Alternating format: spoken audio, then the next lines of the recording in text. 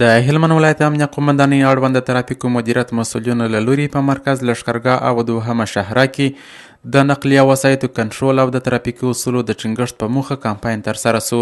د یاد کمپاین پر مهال د ترافیکو مدیر الحاج ملا نعمت الله احسان اغا د کندهار هرات پر عمومي شهره د لښکرګاه د راهي سیمه کې د چوک پاینټ پر مهال د تیز رفتاره بار وړونکو، مسافر وړونکو او نورو نقلیه وسایطو کنټرول او نظارت ترسره کړ. د امنیه قومندانۍ مطبوعاتي دفتر پر استول سوي خبر کې راغلي چې ښاغلي احسان اغا هغه نقلیه وسایط راوګرځول چې د ترافیکي اصولو خلاف یې بار کړي وه. هغه ټولو چلوونکو ته د لیسنس د زده کړې سپارښتنې وکړې او د ترافیکي قوانینو پر عملي کولو یې ټینګار وکړ. په ورته مهال د یاد مدیریت منصوبینو له لوري د لښکرګاه ښار د لسمې او درېیمې امنیتي حوزې سیمو کې د یو کمپاین پر مهال د زیات شمېر هغه نقلیه وسایطو څخه لیزري بتۍ خلاصې سوې